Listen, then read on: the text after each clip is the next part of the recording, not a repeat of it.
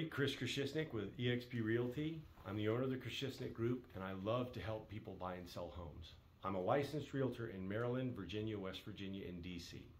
Okay, now we have pulled the comps, we've reached out to the agent. Now we're going to craft our offer to send over to the agent, okay? There's a few things that I want us to discuss. I'm not gonna go into super detail because we could go into a lot of detail on this and it could take a long time. I'm gonna try to keep this video short. Okay, please, before I forget, hit subscribe. I would really appreciate if I could up my subscribers and we could share this content and everybody could benefit from it. It may not be that entertaining, but I hope it's somewhat informative. So when we're thinking of making an offer, we've looked at property, you've identified a property that you like, we've checked the comparable sales to make sure the value is good, we've communicated to the realtor that we want to send an offer over, we have a time where we're expected to send them an offer. Now we're sitting down and we're putting it on paper, okay?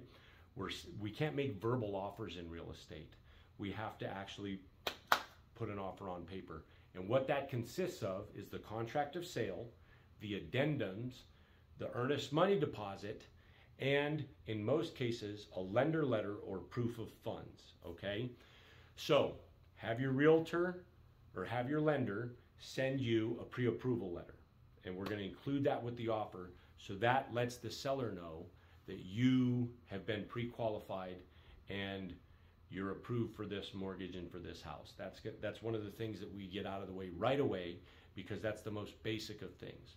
If I'm representing a seller and I get a contract without a lender letter, I tell the sellers to reject it outright. It's not even worth your time, because they may have the best offer in the world, but if they don't have a means to complete the transaction, it's worthless, okay? So you're gonna wanna include a lender letter with every offer that you make. Okay, with that being said, a contract lists a few things. The sales price, we're gonna figure that out when we run the comps and we meet and figure out how to draft our contract. The sales price, the date of settlement, if we potentially need a rent back because the seller has to complete a transaction or find a home, we're going to know that information, want to include that in. And there's terms to the rent back. How much are you going to pay? Or how much will the seller pay for the privilege of living in your home and renting from you? We're going to need to know what the earnest money deposit is, which is typically anywhere from, I've seen them as low as $1,000. I've seen them as high as $150,000. General rule of thumb is about 1% to 3% of the purchase price. That earnest money deposit does not get touched. It doesn't leave your bank account until we ratify the offer, and then it has to either sit with the title company or the listing agent or the buyer's agent in their brokerage account. Away from their operating funds, it's in an account only dedicated towards deposits, so it can't get commingled. And that earnest money deposit will get applied towards your down payment and closing costs, okay? The other things we're going to discuss is what's the date of settlement, okay? The other things are called contingencies. Contingencies are no more than a way for us to confirm we're buying what we're buying, and if it isn't, we can get out of the contract. If it is, we can move forward. And there's contingencies for sellers and there's contingencies for buyers. Sellers might have home sale contingencies, so or home purchase contingencies. A seller may sell their house and go under contract and say, I need 60 days to find a house to buy, and if I can't within that 60 days, the contract cancels. That's not too common, but that is a contingency, or it's an example of a contingency for a seller. More common contingencies in a regular contract are financing contingencies. Financing contingency is going to state what kind of financing we have and how long we have to obtain security on that financing. In addition to it, an appraisal contingency may be used. So maybe you're a buyer and you've gone through underwriting and you're fully approved, and the only thing we have to worry about is, will the property appraise? That's what an appraisal contingency is for. The next contingency would be like a home inspection contingency. You have X amount of days to have a licensed home inspector go through the home with you and let you know if there's anything wrong with the home that needs repaired. And then we go through the process. The contingency would actually lay out the process by which we would resolve those repairs, okay? There could be an as-is contingency. We'll get in, that's for another day, and if you have more questions on this stuff, feel free to comment or ask me, because I don't want this video to be a half hour long, okay? There may be an as-is contingency. As-is contingency may have an inspection, may not have an inspection, meaning as-is is just like, I'm buying the house, okay? I'm not making it contingent on an inspection. Or if it's an as-is with inspection, you're saying, I'm buying the house, I'm getting an inspection, and if I like what I see, I get out, or I stay in. If I don't like what I see, I get out. No harm, no foul, okay?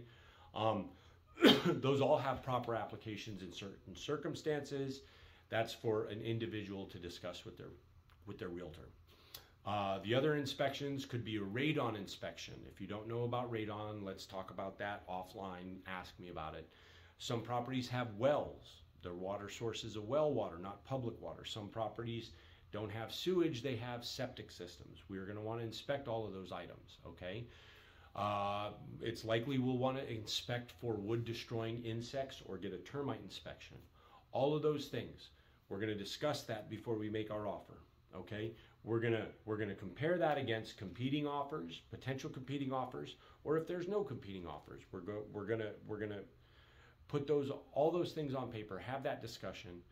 We're gonna formulate the best offer we can, and then we're gonna send it to the seller, okay? And the seller is gonna consider that offer, and they may or may not counter it, they may accept it, or they may reject it, okay? You got to do one of three things: accept, reject, or counter. Okay, and they could counter on terms, blah, blah, blah, whatever they wanted, okay? And they should do that within a timely manner. Like 24 to 48 hours is typical. Any longer than that, you should be a little bit suspect. But that's a story for another day as well. The last thing to note is that contracts are not ratified. Ratified means both parties have agreed to all the terms. They're not ratified unless we've agreed to all the terms and all the changes in writing by both parties, buyer and seller, okay? And once we get ratified, that's when the clock starts ticking, and that's when you know there's most likely nobody who's going to buy the house out from under you, okay? When I say the clock is ticking, that means we've got to get the deposit in, we've got to start scheduling contingencies, the lender needs to get the contract, and they need to start processing the loan application and ordering appraisal, all that stuff. And we'll go into that in more depth in my next video, which is from ratification to the closing table. I hope you found this information useful, maybe not too entertaining, but hopefully informative. Please subscribe to my page, share this content with everybody you know, like it, do all that good stuff. Have a great day. Hope your weekend went well, and I'll talk to you soon.